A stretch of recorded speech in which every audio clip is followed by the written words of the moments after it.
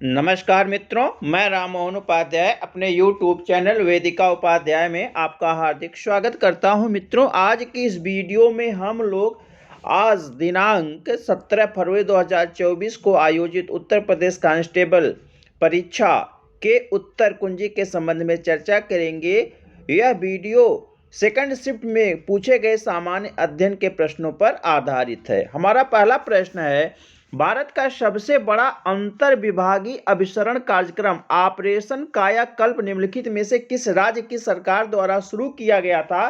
तो ऑपरेशन कायाकल्प जो है उत्तर प्रदेश की सरकार के द्वारा शुरू किया गया था। जो है स्कूली शिक्षा के सुधार के लिए, शिक्षा में सुधार के लिए उत्तर प्रदेश सरकार के द्वारा इस ऑपरेशन कायाकल्प को शुरू किया गया था। विकल्प डी हमारा सही आंसर। हमारा अगला प्रश्न है, उत्तर प्रदेश पुलिस की टैगलाइन क्या है? तो उत्तर प्रदेश पुलिस की टैगलाइन है सुरक्षा आपकी संकल्प हमारा। विकल्प डी हमारा सही आंसर। हमारा अगला प्रश्न है, आर्यभट्ट प्रेक्षण विज्ञान अनुसंधान संस्थान उत्तराखंड राज्य के निम्नलिखित में से किस जिले में है? तो आर्यभट्ट प्रेक्षण विज्ञान अनुसंधान संस्थान उत्तराखंड के नैनीताल जिले में। विकल्प ए हमारा सही आंसर है।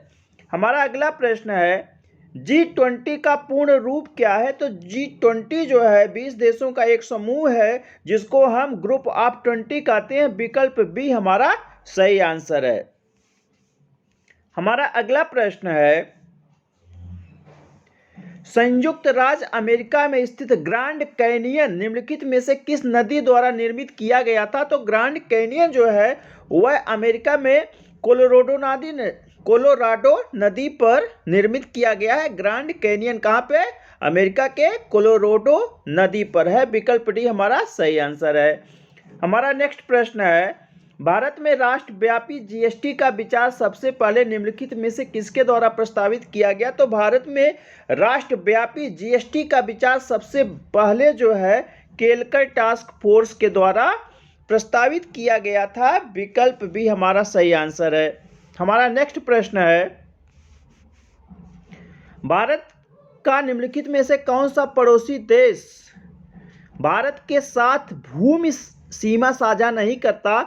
तो इसमें म्यांमार करता, नेपाल करता और भूटान करता। मालदीव जो है भारत के साथ भूमि सीमा साझा नहीं करता है। विकल्प सी हमारा सही आंसर है। हमारा अगला प्रश्न है, टोक्यो एशिया के निम्नलिखित में से किस देश की राजधानी? तो टोक्यो जो है जापान की राजधानी। विकल्प ए हमारा सही आंसर है। मित्रों, आगे बढ़ने से पूर्व आपसे अनुरोध है, आप वीडियो को देखने के पश्चात चैनल को सब्सक्राइब, वीडियो को लाइक एवं शेयर अवश्य करें। साथ ही साथ बेल आइकन को भी प्रेस करें जिसके माध्यम से आने वाले वीडियो का नोटिफिकेशन आपको समय से प्राप्त हो जाए। अगला प्रश्न है, थंगका निम्नलिखित में से किस राज्य की सबसे लोकप्रिय कला शैली है? तो थंगका जो है यह बौद्ध आधारित एक कला शैली है और यह सिक्किम राज्य में है।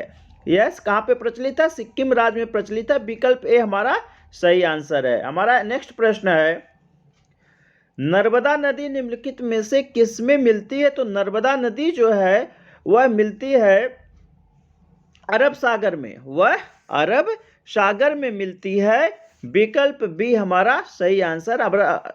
नर्मदा नदी जो है जैसे अमरकंटक से निकलती है और खंबात की खाड़ी में गिरती है। तो खंबात की खाड़ी कहाँ पे? अरब सागर में। विकल्प बी हमारा सही आंसर है।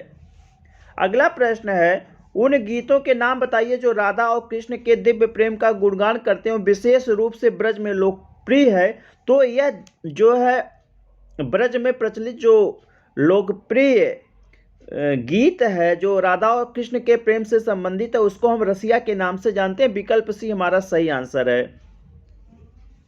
अगला प्रश्न है, वस्त्र मंत्रालय ने निम्नलिखित में से किसका उत्पादन करने वाले किसानों की सुविधा के लिए पाट मित्रों एप्लीकेशन लॉन्च किया है? तो वस्त्र मंत्रालय ने जो है पाट मित्रों एप्लीकेशन जो है जूट उत्पादकों के लिए लॉन्च किया। विकल्प भी हमारा सही आंसर है। अगला प्रश्न है, प्रभावती गुप्ता गुप्त साम्राज्य के निम्नलिखित में से किस शासक की बेटी थी? तो प्रभावती गुप्ता जो है गुप्त शासक चंद्रगुप्त द्वितीय विक्रमादित्य की बेटी थी। विकल्प ए हमारा सही आंसर है। अगला प्रश्न है, निम्नलिखित में से किसने संविधान के प्रत्येक पृष्ठ के किनारों बॉर्डर को डिजाइन किया था और इसे कलाकृतियों से सजाया था। तो जो संविधान के जो प्रत्येक पेज हैं इनको सजाने का मुख्य कार्य था नंदलाल बोस का। साथ ही साथ इनके जो है शांति निकेतन के और कलाकार थे, जिसमें से एक रामनारायण सिन्हा थे। ठीक है, तो इसमें चूंकि विकल्प में आपका नंदलाल बोस दिया गया है तो विकल्प बी हमारा सही आंसर है। अगला प्रश्न है, हाल ही में विश्व के निम्नलिखित में से किस देश में तमिल कवि और दार्शनिक तिरुवल्लुवर की प्रतिमा का अनावरण किया गया? तो फ्रांस में जो है अभी हाल ही में तमिल कवि और दार्शनिक तिरुवल्लुवर की प्रतिमा का अनावरण किया गया। विकल्प बी हमारा सही आंसर है। अगला प्रश्न है, 2016 के विमुद्रीकरण के समय निम्नलिखित में से कौन भारत का प्रधानमंत्री था? तो 2016 में जब जो है पूर्व प्रचलित नोट बंद किए गए थे उस समय भारत के प्रधानमंत्री थे नरेंद्र मोदी। विकल्प बी हमारा सही आंसर है। अगला प्रश्न है, ऐसी अर्थव्यवस्था जिसमें निजी क्षेत्र और सरकार दोनों हो, तो निजी क्षेत्र और सरकारी क्षेत्र दोनों से निर्मित अर्थव्यवस्था को मिश्रित अर्थव्यवस्था के नाम से जानते हैं। विकल्प सी हमारा सही आंसर है। अगला प्रश्न है, भारतीय राष्ट्रीय आंदोलन की निम्नलिखित में से किस घटना के बाद रविन्द्रनाथ टैगोर ने अपना दर्द और गुस्सा व्यक्त किया था और अपनी नाइटहुड उपाधि का परित्याग किया था? तो नाइटहुड उपाधि का परित्याग जो है रविन्द्रनाथ टैगोर ने जलियांवाला बाग नरसंहार के बाद किया था। जलियांवाला बाग नरसंहार जो 13 अप्रैल 1919 को पंजाब के अमृतसर में हुआ था, उसके विरोध के फलस्वरूप इन्होंने अपनी नाइटहुड की उपाधि का परित्याग कर दिया था। मित्रों, आपसे एक प्रश्न यहाँ पे मेरा ये भी रहेगा कि जलियांवाला बाग हत्याकांड के विरोध में और किन नेताओं ने अपनी ब्रिटिश सरकार द्वारा प्राप्त अपनी उपाधियों को वापस किया था? कमेंट बॉक्स में नाम अवश्य बताइएगा। अगला प्रश्न है, नीली क्रांति किससे संबंधित हो? तो नीली क्रांति जो मत्स्य पालन उत्पादन से संबंधित है। विकल्प हमारा सही आंसर है। अगला प्रश्न है, निम्नलिखित में से कौन टाटा स्टील लिमिटेड के संस्थापक थे? तो टाटा स्टील लिमिटेड के संस्थापक थे श्री जमशेद जी सारवान जी टाटा। विकल्प डी हमारा सही आंसर है। नेक्स्ट प्रश्न है, निम्नलिखित में से किस एप्लीकेशन का उद्देश्य नागरिक के डिजिटल दस्तावेज बैलेट में प्रमाणिक डिजिटल दस्तावेजों तक पहुंच प्रदान करके नागरिकों का डिजिटल सशक्तिकरण करना है? तो जैसा कि हम लोग अपने सभी डॉक्यूमेंट्स को किस में रखते हैं? डिजी लॉकर में रखते हैं। ठीक है, विकल्प डी हमारा सही आंसर है। अगला प्रश्न है, हाल ही में उत्तर प्रदेश के निम्नलिखित में से किस जिले में प्रथम पूर्ण बालिका सैनिक स्कूल का उद्घाटन किया गया है? तो प्रथम पूर्ण बालिका सैनिक स्कूल का उद्घाटन कहाँ पे उत्तर प्रदेश में किया गया? मथुरा में किया गया। विकल्प बी हमारा सही आंसर है।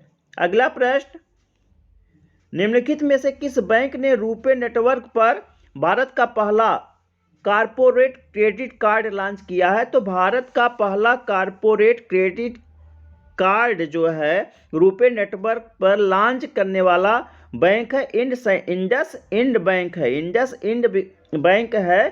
तो विकल्प सी हमारा सही आंसर है। ई स्वर्ण के नाम से किया है, ई स्वर्ण के नाम से इन्होंने किया है। तो विकल्प सी हमारा सही आंसर है।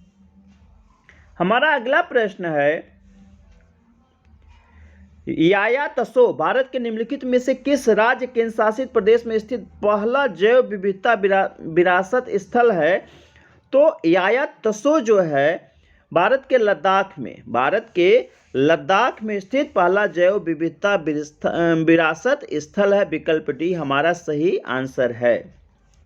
अगला प्रश्न,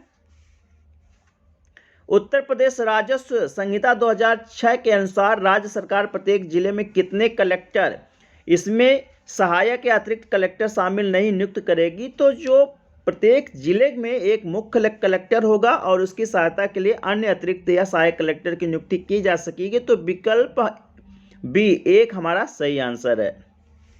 अगला प्रश्न है, वर्तमान में इलाहाबाद उच्च न्यायालय में न्यायाधीशों की स्वीकृत संख्या, तो वर्तमान में इलाहाबाद उच्च न्यायालय में न्यायाधीशों की स्वीकृत संख्या कितनी है? 160 है। विकल्प ए हमारा सही आंसर है। नेक्स्ट प्रश्न, भारत की स्वतंत्रता के बाद उत्तर प्रदेश राज्य के पहले मुख्यमंत्री, उत्तर प्रदेश राज्य के पहले मुख्यमंत्री थे श्री गोविंद बल्लभ पंत जी। विकल्प बी हमारा सही आंसर है। अगला प्रश्न, निम्नलिखित में से कौन सी एक व्यापक और दूरदर्शी पहल है जिसका उद्देश्य उत्तर प्रदेश राज्य में महिलाओं को सुरक्षा, सलामती और आत्मनिर्भरता के लिए सशक्त बनाना है? तो हम लोगों ने मिशन शक्ति का नाम सुना। विकल्प बी सही आंसर है। अगला प्रश्न, उत्तर प्रदेश राज्य सीमा निम्नलिखित में से किस राज्य की सीमा को नहीं छूती है? तो उत्तर प्रदेश उत्तराखंड से छूती है, हरियाणा से और बिहार से। तो तेलंगाना से जो है उत्तर प्रदेश की कोई सीमा नहीं लगती है। विकल्प बी हमारा सही आंसर है। अगला प्रश्न, दक्षिण भारत की सबसे ऊंची अनायमुड़ी है जो निम्नलिखित में से किस पर्वत श्रृंखला में? तो अनायमुड़ी पर्वत चोटी जो है किसमें है? वह नीलगिरी पर्वत श्रृंखला में स्थित है। विकल्प ए हमारा सही आंसर है। मित्रों, तो इस प्रकार से जो है इस वीडियो में मैंने आज दिनांक 17 फरवरी 2024 को आयोजित उत्तर प्रदेश पुलिस पात्रता परीक्षा के द्वितीय शिफ्ट में पूछे गए सामान्य अध्ययन के प्रश्नों का सर्वशुद्ध हल प्रस्तुत करने का प्रयास किया है। आप इस वीडियो को देखने के पश्चात अपने महत्वपूर्ण सुझावों से हमें अनुग्रहित कीजिएगा। आप सभी को पूरी वीडियो देखने के लिए बहुत बहुत धन्यवाद। नमस्कार।